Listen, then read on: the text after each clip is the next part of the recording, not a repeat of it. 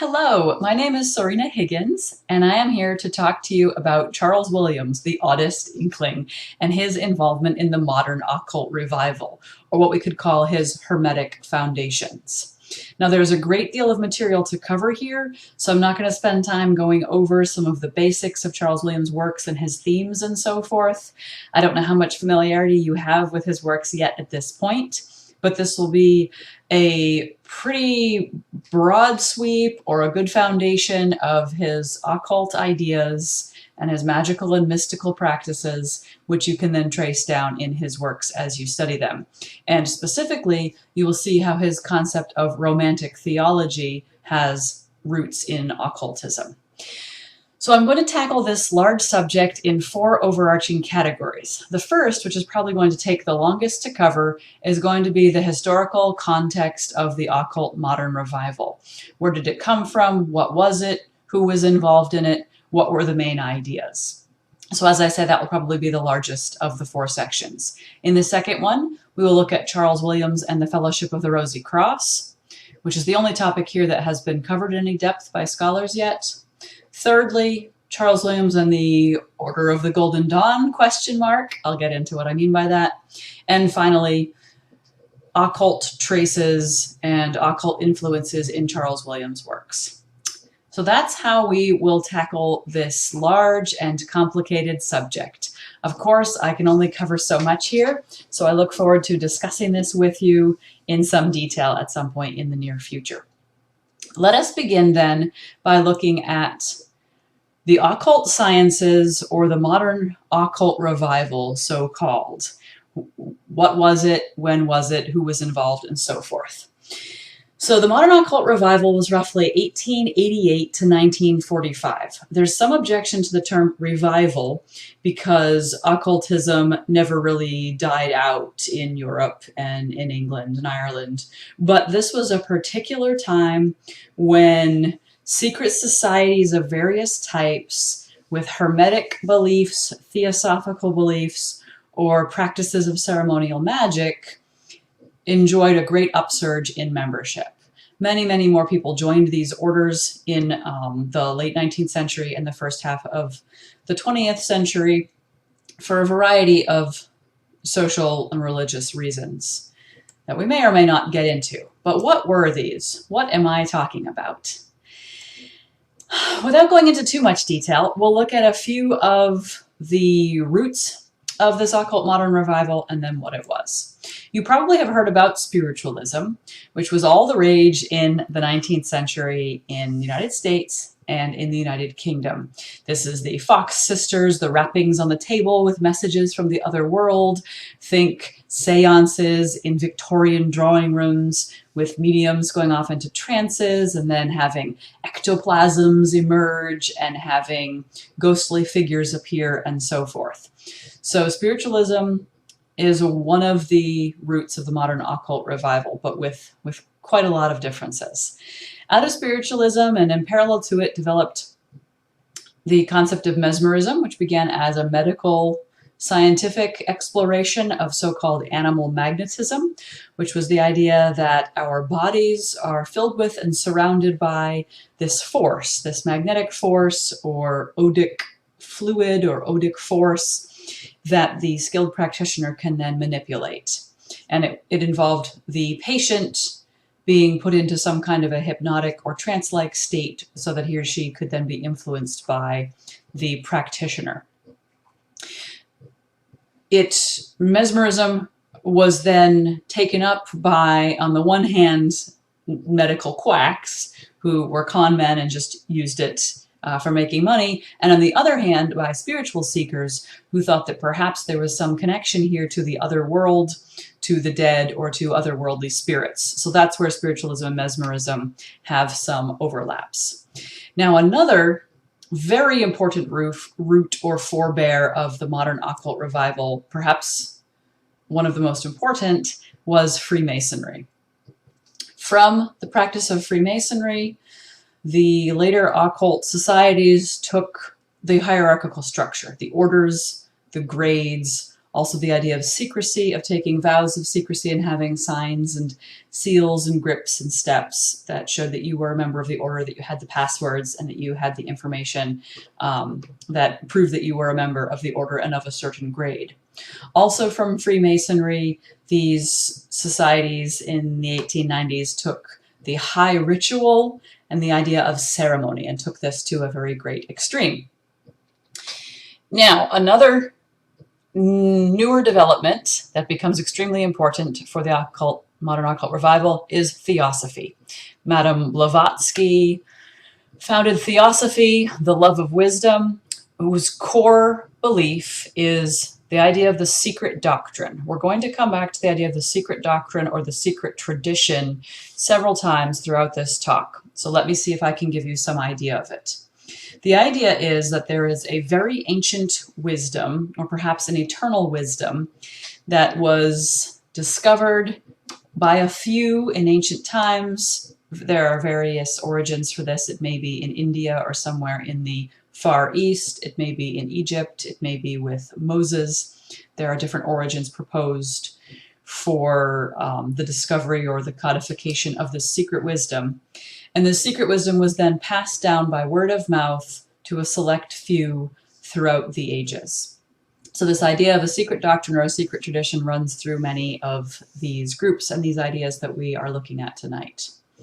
And theosophy became very popular and gained many, many members, some of whom then went on to found the particular orders we'll be looking at in connection with Charles Williams. The final thread that I will talk about is Rosicrucianism.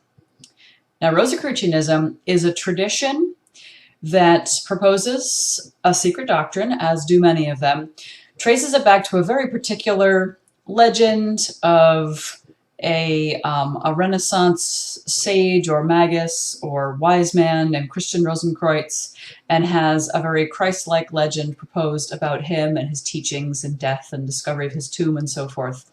And it brings in aspects of Kabbalah, Hermeticism, alchemy, and Christian mysticism. And it blends these into a new syncretic whole that is then conveyed to the initiates of Rosicrucian orders. So there are just a few of the roots of the modern occult revival. And now to make all of this a little bit clearer, we'll start looking at some of the specific orders, main characters, and ideas. Just to let you know where we're going, though, so that you know how this is going to all end up with Charles Williams, we have this broad background of Hermeticism, Freemasonry, and Theosophy, which is all extremely popular at the end of the Victorian period. There's this great desire to contact the dead and to have some knowledge of the other world. And then as we get into the 20th century and the world wars, we then have grieving family members wishing to contact the souls of their boys killed in battle. So we have this great ferment of science, religion, medicine, tradition, and magic coming together. And we're going to see that there are specific orders that form, and then they split, and eventually Charles Williams is going to join one branch of it, and possibly a second. We'll get into that. And then the ideas that he learns in those orders and from reading the writings of the founders are highly influential in his works. So let's take a look at the Hermetic Order of the Golden Dawn and its spin-offs. The Order of the Golden Dawn was founded in 1888 in England by 3 Freemasons. It was advertised in a sort of mysterious way in newspapers of the time and quickly gained many followers. It had a manuscript in cipher that was its founding document. There are stories of its discovery and of its possible forgery and so forth. But it claimed to put the leaders in touch through an intermediary with the secret chiefs. And the secret chiefs would be adepts who had reached the highest level of initiation and the highest level of enlightenment. And so they were sort of the contemporary source for this secret wisdom that was passed along. So we have these 3 original founders, William Wynne Westcott, Samuel McGregor Mathers, and Robert Woodman, who come together in 1888 to found this group. There are several other very important characters who join it throughout the 1890s and the early 1900s. A very important one is the poet William Butler Yeats, who spends a decade and a half in the Order of the Golden Dawn and then one of its branch groups, and rises to the highest levels of leadership and takes a part in a leadership feud, ends up taking some leadership there. So if you are interested in the poetry of William Butler Yeats, you will see a lot of Rosicrucian ideas in his poetry as well. Another important character was the notorious Aleister Crowley, and he was also involved in the leadership debate. And he's known as the wickedest man in the world and called himself the Great Beast 666, and eventually went on to found his own religion called Thelema. That do what thou wilt shall be the whole of the law is its motto. Another character important for our story, although you probably won't have heard of him before, except maybe in some of your Charles Williams studies, is Arthur Edward Waite. Now, A.E. Waite was possibly the most initiated man in Europe, and he was motivated by a desire to find the ritual. He was a firm believer in the secret tradition, and he wrote many, many books about the secret tradition and how its hints and bits and pieces of it could be found in various bodies of wisdom. So again, like the Kabbalah, like Arthurian legends, alchemy, and so forth.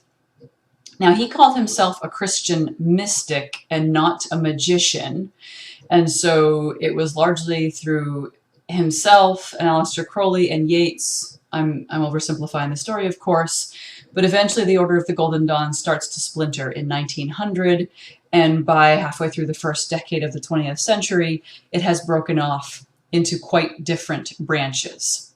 These are going to become important, so obviously you don't need to like memorize their names or whatever, but I'll try to explain them with some simplicity. You have the original Order of the Golden Dawn, and then the Stella Matutina is the direct descendant of that. And that's the one that Yeats goes on to be a leader of. And that would be the more magical branch of the Order of the Golden Dawn. Yes, we will get into what do I mean by magic shortly. Then another branch was founded by A.E. Waite after some other permutations and so forth. First, he tried to sort of reform it from inside, calling it the Independent and Rectified Rite. But then eventually in 1915, he wrote new rituals and he started his own new order called the Fellowship of the Rosy Cross, which was a strictly Christian mystical association rather than a magical order. And that is the order in which Charles Williams spent a good deal of time and which had an enormous influence on him. And then the third branch, which we need not get into today, was Aleister Crowley's. And it's not quite fair to call it a branch of the Order of the Golden Dawn either. There were other influences from a German order and so forth. But his is the one that got into what we would probably think of as more black magic. So those are sort of the branches of the tree that were growing in the alternative spiritualities of the late 19th and the early 20th century. Let's take a look now at the major ideas throughout these orders. Now, not every idea I'm going to discuss right now was operative in every one of these orders. I don't think that I need to break it down to get too specific, because what we want to know is what beliefs were taught in these groups that then influenced Charles Williams' thought and writing. So that's what I will try to focus on. One concept that they did all have in common is the doctrine of correspondence. The doctrine of correspondence is based on a line in the Emerald Tablet of Hermes, an important founding Hermetic text that says, "As above, so below." It's a Neoplatonic concept that everything in the noumenal world is mirrored by something in the phenomenal world, and that therefore that can work in reverse, that everything in the phenomenal world here is an analog of or a key to spiritual reality. So all of these orders are characterized by complex systems of symbolism. They love graphs and charts and columns matching things up. So you will have, for instance, the letters of the Hebrew alphabet and the numbers that they represent, and then their symbolic qualities, and then those will be used to decode things like biblical texts or even the natural world and the human body and so forth. They will layer various systems of symbolism from the Kabbalah and from the zodiac and from alchemy, and they will layer these and see how they are all analogs for the complex glories of the other world and of spiritual reality. So because of the doctrine of correspondence, then, the idea is that if a practitioner can learn to order or influence or even control something in this phenomenal world, it can have an impact on the analogous aspect of the noumenal or the spiritual world. So the doctrine of correspondence is perhaps the most important foundational idea off of which the rest of these are built. The second concept I have already mentioned, which is the secret tradition. The idea that there were these secret chiefs or these ancient sages, whether it was Hermes Trismegistus in the Egyptian tradition, or whether it was Moses of Jewish and Christian tradition, or whether it was an Eastern sage or guru, perhaps from India. The idea is that there was this wisdom that was perhaps conveyed directly by God or angels, or otherwise acquired and then passed on to certain enlightened individuals who make up the Holy Assembly, in A.E. Waite's term, who are the initiates. So all of these orders exist to preserve and transmit this secret tradition to those who are worthy or who have committed themselves to learning and practicing these disciplines. The third doctrine I want to mention to you, I've already said in passing, is the Kabbalah, or the Kabbalah. You may have heard of Kabbalah. It is a Jewish mystical tradition of quite ancient date. It involves certain mystical methods of reading the Jewish scriptures, and then it was taken up by Christian commentators in the medieval period and elaborated further. A core concept in Kabbalah is the idea of the Sephirotic tree, or the tree of life. You may have seen various diagrams of the tree of life, either looking like a tree or looking more like a molecule with its circles and its connecting lines. The concept is that at the core of spiritual reality is Ein Sof, or the one light, the divine white brilliance, the divine light, which is God, and that then all of creation consists of emanations at various gradations from that central light, that central divinity. And there are then 10 sort of worlds or levels that emanate from that.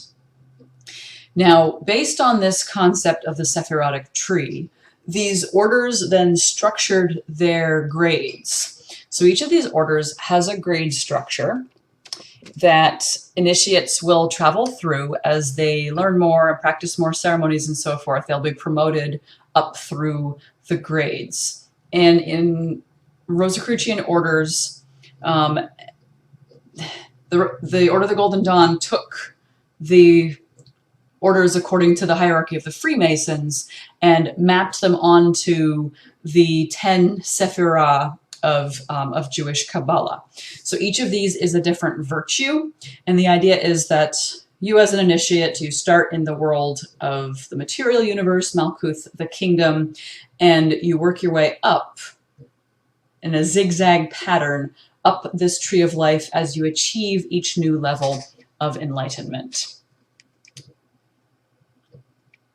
Another concept related to that is the idea of the 3 paths and the middle pillar. So on either side of the tree, you have mercy and severity balanced, the masculine and the feminine qualities. But at the core of the universe is the idea that the masculine and the feminine must be balanced and must be brought together. So there is a middle pillar, which is the way of enlightenment that initiates seek. There are actually three paths by which an initiate can achieve enlightenment according to this system. The most common, ordinary, if you can think of it that way, quotidian, is that zigzag path that takes several years, 5 to 7 years of studying material, of memorizing lists and names and charts, and of passing examinations, both theoretical and practical, to move from level to level. And so that is the long, winding path of the serpent. There are some people, however, who are blessed to move straight up the middle pillar and have a much more direct path to enlightenment. And then finally, there are those chosen few, just the few sages in the history of humanity who have the streak of divine white lightning dart down on them from above, and they receive enlightenment in a flash without having to go that meandering, arduous route up the tree of life. So the middle pillar is what is aspired to, which is the balance of mercy and severity and the unity of the masculine and feminine principles in the universe. Speaking of the feminine principle, another concept is that of Shekinah. You may be familiar with this Hebrew word as specifying a particular kind of glory. It is the kind of glory that the Hebrew Bible or the Christian Old Testament says was present in the tabernacle, in the Holy of Holies. It's a particular kind of glory that is often conveyed as illumination, as brilliant light, and so forth. Early in Judaic tradition, Shekinah was an aspect or operation of God when he was eminent in his creation. But scholar Edward Gauntlet says the concept was later transformed by Kabbalists into a separate aspect of God. It was his daughter or his separated feminine principle who dwells in the world. So Shekinah, this became a separate divine entity, a female facet of God. And she is also the guide up the middle pillar to God. So this is a very important concept. Finally, I will mention what I've already alluded to in passing, which you may have thought of as Kabbalah, which is one of the sort of simplified popular ideas, which is numerology. That idea of the letters having numeric significance, and then those numbers and what they add up to all having spiritual significance as well. And most importantly of all, at the heart of this is the four-letter name of God, the Tetragrammaton, the Yod, He, Vav, He, which the Germans transliterated as Jehovah, which is the powerful mystical name for God in Kabbalistic tradition. So the Order of the Golden Dawn and other similar orders at the time took up these concepts and developed them further. They became influential in the works of A.E. Waite, who was then Charles Williams's occult master. So we have the Doctrine of Correspondence, the Secret Tradition, and the Kabbalah. The fourth core concept of modern occultism that I'd like to refer to is alchemy. I'm sure you know about the idea of medieval alchemy, at least as it occurs in the popular imagination. The idea of transmuting lead into gold or other base metals into gold. And actually, the medieval alchemist was interested in creating gold, silver, precious gems, and purple dye were the things that they were interested in creating. Or then the magnum opus, the great work of the alchemist, which would go through 4 complex chemical stages, would be to result in the Philosopher's Stone, which could then be used to create the elixir vitae, the elixir of life, which would grant immortality or extended life, and the stone could also be used in the transmutation. Now, there was long a metaphorical application of alchemy, even before it came to the Victorian era. But the modern occultists took it up with great enthusiasm and discussed spiritual alchemy, such that the material to be transformed is not a base metal, but it is the self. That it is the self that must be transmuted from its base condition to a higher and enlightened spiritual condition. So alchemy is a rich and vivid source of imagery, metaphor, and narrative for these modern occultists, many of whom, by the way, were writers, painters, and artists of other kinds, as well as many scientists who joined these orders. The next core concept is astrology, which I probably don't have to say a whole lot about, except that astrology is used in modern occultism not so much for the kind of crude fortune-telling ideas that we think of, but more as a search for archetypes and a way of studying deep truths. Remember, it's those layered systems of symbolism. It's the idea that all of these systems have correspondences with the way that they appear in the material world to their ultimate reality in the spiritual world. So they were much more sources of meditation than, again, like I say, of crude telling of the future. Although members of these orders were known to have their horoscopes cast, and Charles Williams did have his horoscope cast for him on at least one occasion. The next concept is the tarot, or the tarot. You're familiar with the idea of the tarot cards, which were originally playing cards, later used as fortune-telling cards, and then very much like astrology, evolved into a meditation practice. Tarot were thought to have very profound symbolic meaning, and each card has layers of significance.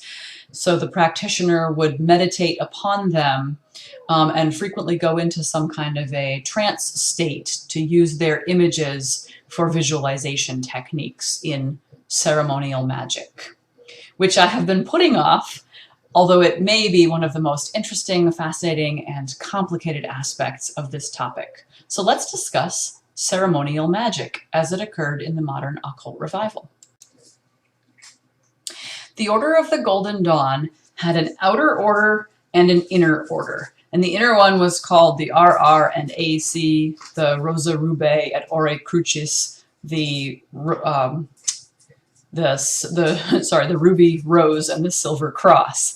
And this super secret inner order was so secret that its members couldn't even tell members of the outer order of its existence, of its name, and of the fact that they were members of it. And in this inner order, practical magic was taught. And in order to move up the ranks within the second order, one had to be examined upon practical magic. So past one's owls, I suppose. What is meant by ceremonial magic? First, it is highly ritualistic. It consists primarily of words and choreography and colorful symbolism that is deployed in a highly theatrical manner. Every aspect of each person's vestments is prescribed, their gestures and the directions that they move about the room in the course of the ceremony are prescribed, and everything has symbolic significance. However, real spiritual change was thought to occur during these ceremonies, many of which involve the invocation of some kind of spirit or deity, elemental or otherworldly being. As one climbs higher and higher up this second inner order, one learns to realize or project God forms of various kinds, and ultimately to be identified with deity to some extent. However, there were also other aspects that were thought to be more spectacular in form. William Butler Yeats infamously was kicked out of the Theosophical Society for being too practical in his experimentation when he tried to resurrect the soul of a dead rose. He was known for experiments in shared dreaming, in telepathy, communication at a distance, visions, seances, and communications of all kinds with spirits. He also supposedly had a mystical marriage with his beloved Maud Gonne at a distance. There are spells included in the rituals for the Order of the Golden Dawn for invisibility, for transformation of oneself into something else. However, it seems that the invisibility is more for casting a glamour so that others do not notice you rather than actually becoming invisible, and perhaps similarly with the transformation. So this is not so much what you think of as spectacular stage magic with dramatic visible results. However, many of these practitioners did firmly believe that they could use their ceremonial magic for physical healing, for the lifting of mental and emotional burdens and ailments, for protecting oneself against negative people and influences, and so forth. So this ceremonial magic was thought to be real and efficacious to a very great extent. What it was, practically speaking, was primarily meditation practices and visualization techniques. If you were to boil down modern ceremonial magic, that's essentially what it was. The power of the imagination is absolutely crucial in these practices. Over and over and over again, the initiate, and then later the adept, one who has entered the second order, is told to imagine or to picture or to visualize or to project such and such an image, which is then thought to have a real spiritual effect. These spiritual effects were thought to be so vivid and so real as to create new realities on the astral plane. Some even thought to bring about new beings into existence on the astral plane through their ceremonial magic practices. You may be thinking in the back of your mind here, but does it work? This may sound absurd from our perspective. And why would these highly intelligent people, these famous poets, painters, scholars, scientists, continue pursuing these practices if they had no empirical evidence that it worked? Well, ultimately, if you boil down what the effects of these practices are supposed to be, they are primarily meant to be psychological. The goal of modern magic is to achieve an altered or elevated consciousness, to achieve a mystical self-knowledge, to regain undifferentiated oneness with the divine, or to get in touch with the divine within oneself, to variously release or realize or unite with one's higher self, higher genius, one's daemon, essentially to realize the God within. And if something is proposed to have a primarily psychological effect, well, it is easy to see that it would indeed have a psychological effect. The human is wired such that being in a highly theatrical setting with ritual practices, with costumes and colors and lights and incense and meditation and breathing techniques, and yoga comes into this, one's consciousness will be altered in one way or another for good or ill. And I will leave it there. I would be happy to discuss these points with you in some detail. This is what I'm investigating in my dissertation and how it impacts the writing and performance of plays, of modern theater. So what does all of this have to do with Charles Williams?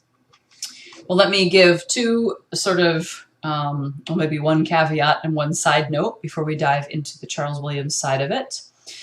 The first is to give credit where credit is due. There is some really excellent work being done on Charles Williams and this side of him. The most important works to date have been, of course, Greville Lindop's magnificent biography. Aaron Rukma has an excellent article, and then followed up by his book, Esotericism and Narrative, in which he looks in great detail at the occult in Charles Williams's novels. Some other scholars who have worked on this are Barbara Newman, Edward Gauntlet, David Dodds, and I may mention some others as we proceed here.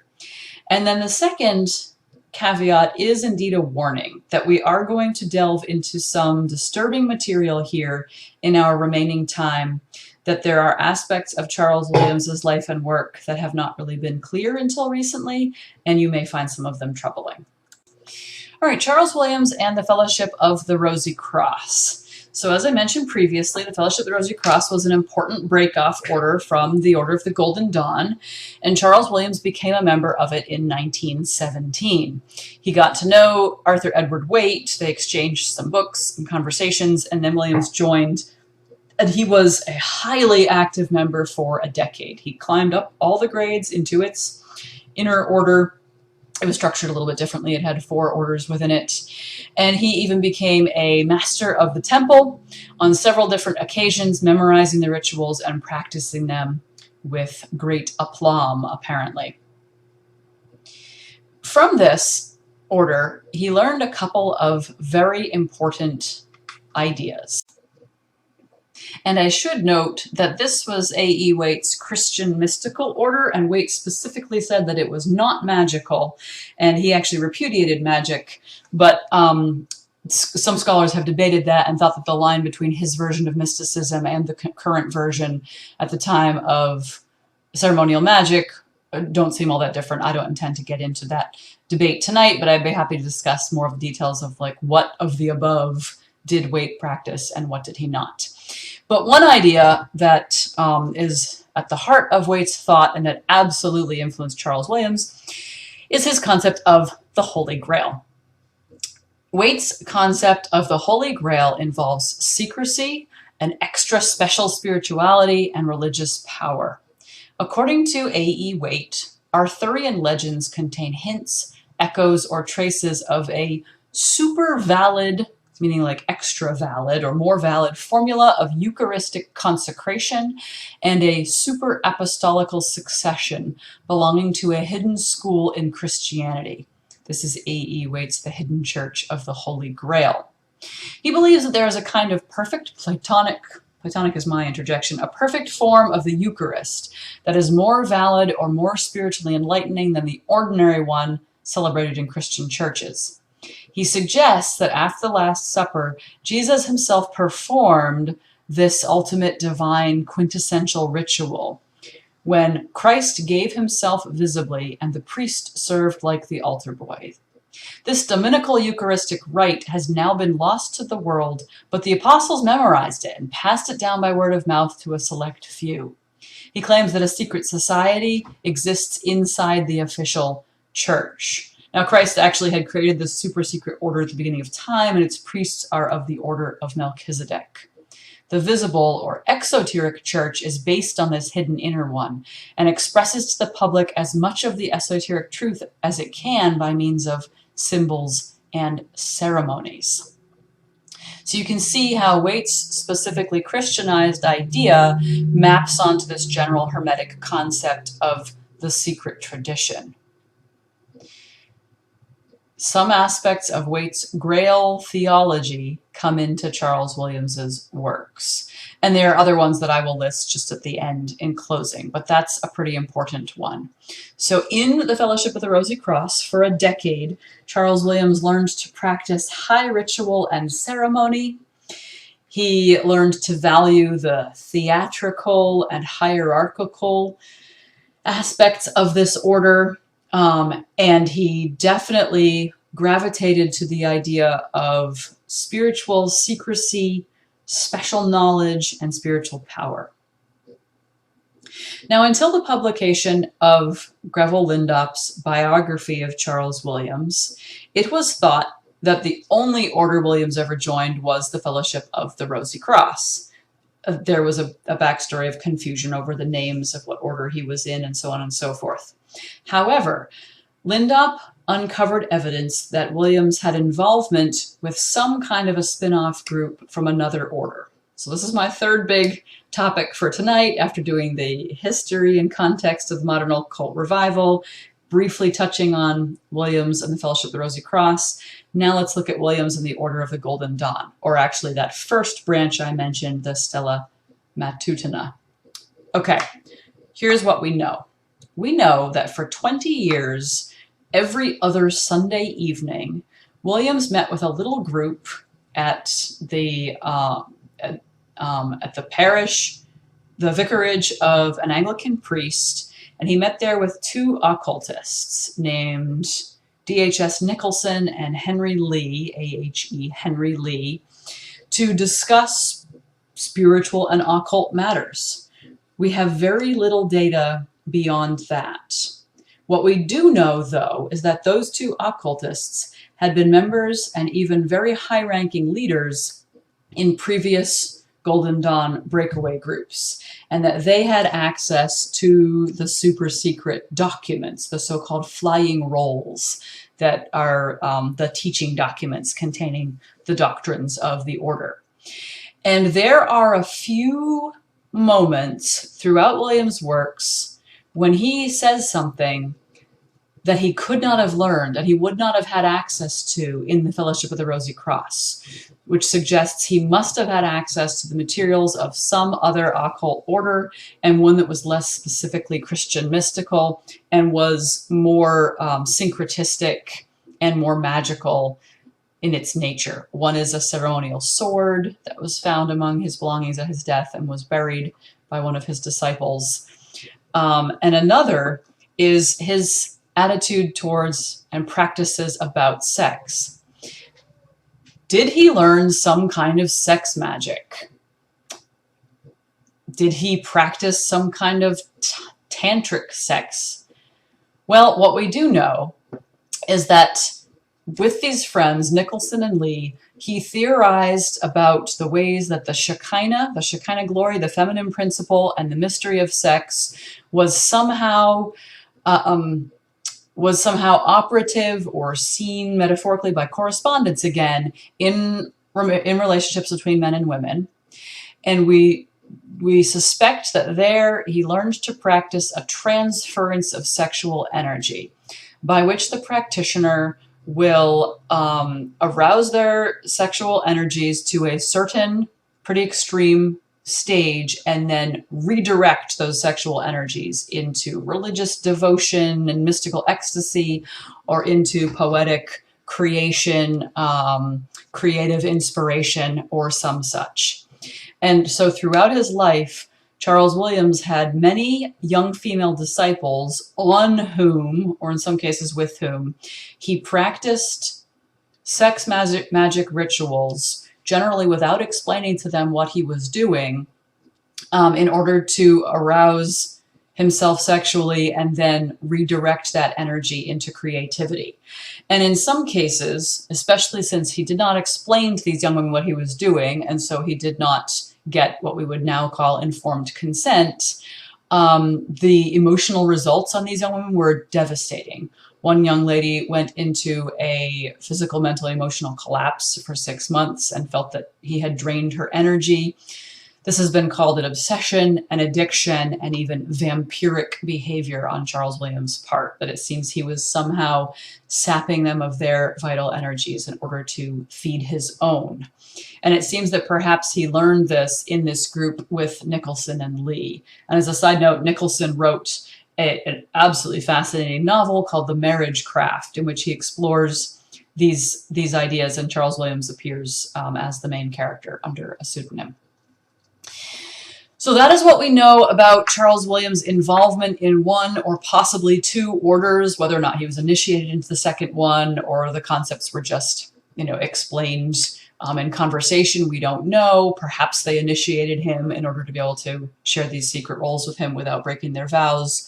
We don't know. What we do know, though, brings me to my final point, which I will just breeze through, just give you enough of a taste to whet your appetite, or, I'm not sure, turn you off to discovering these things in Charles Williams's works. So this is our final point, which is, where do we see these occult concepts functioning in Charles Williams' works? And again, let me recommend to you Esotericism and Narrative by Aaron Rukma for a study of these concepts in the novels.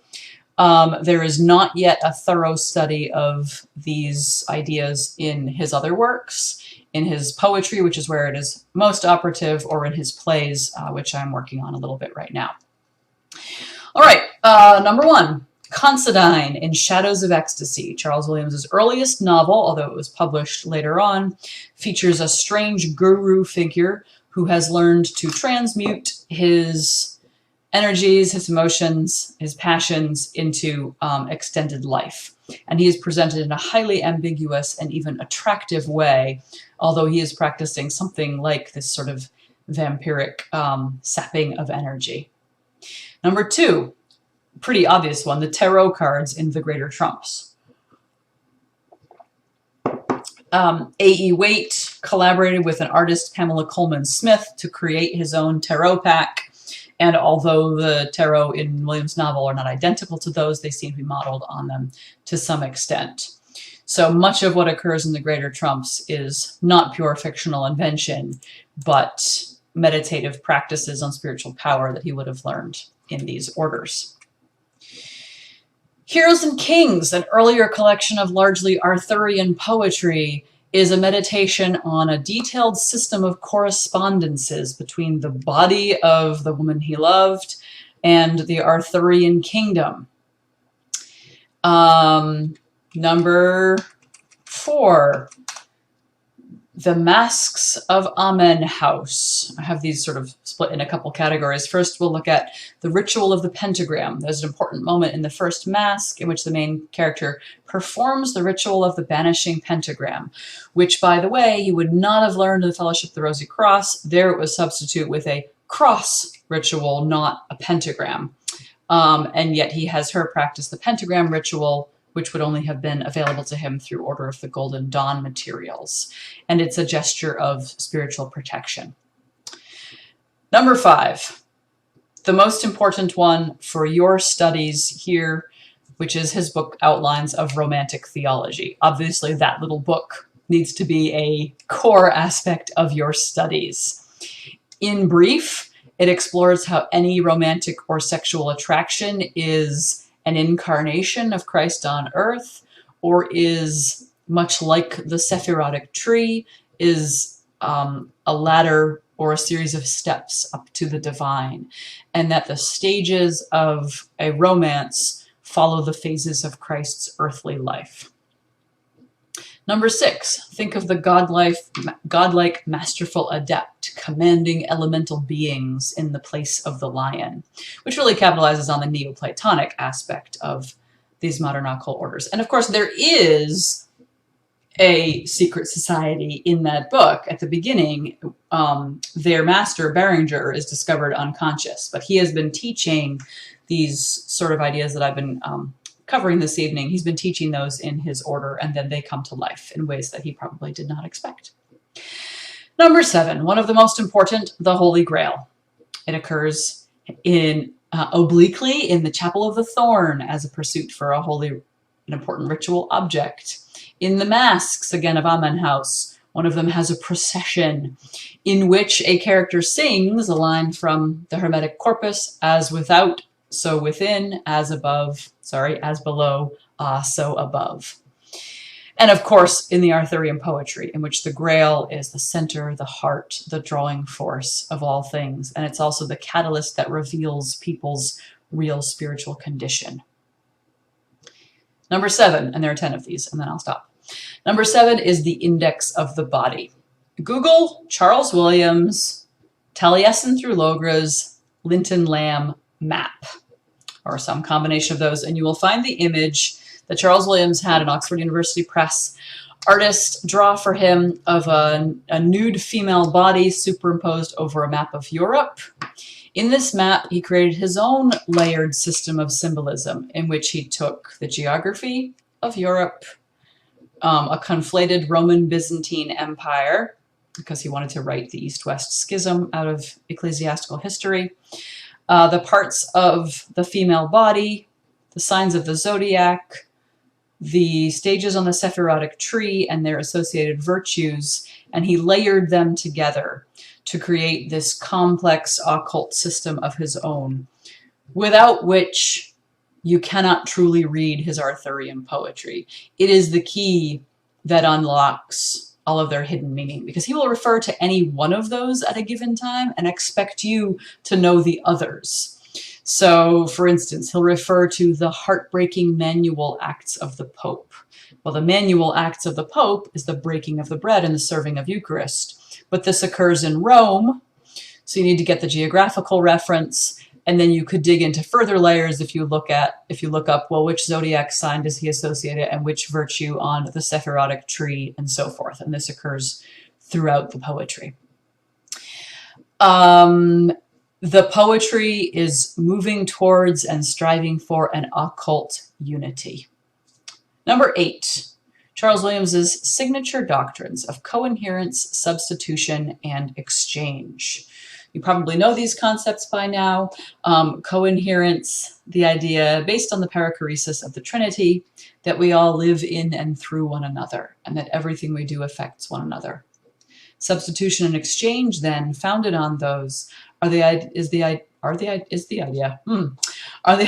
that I can bear your burdens for you. We can bear each other's burdens, whether physical, mental, medical, emotional, spiritual, or anything. We can exchange those as simply and easily as if I'm carrying a box and I get too tired and you carry it for me. He has theological Christian foundations for this, but it also is a highly magical mechanism. It is a very mechanistic, almost machine-like, superstitious sort of exchange, that if you simply say these words of contract, you can effect this change of reality on the spiritual plane. Number 9, late in his life, he then founded his own arguably magical order, the Companions of the Coherence, or the Order of the Coherence, in which he commanded his disciples to carry one another's burdens. But number 10, let me just leave you with a question. As you study the works of Charles Williams, does his attitude towards magic, secret tradition, the occult, stay the same? Consider his last novel, All Hallows Eve, in which the antagonist is a bad magician. Very much the Considine of his first novel, but grown up into a fully fledged bad guy, whose use of these occult practices I've been describing is condemned as a great perversion. So that was a whirlwind tour, and far too long, longer than it was supposed to be, but still just a beginning, just a taste of all there is to explore in this strange, fascinating, and probably for many of us, disturbing subject. And I look forward to discussing it with you further sometime. May you go under the mercy.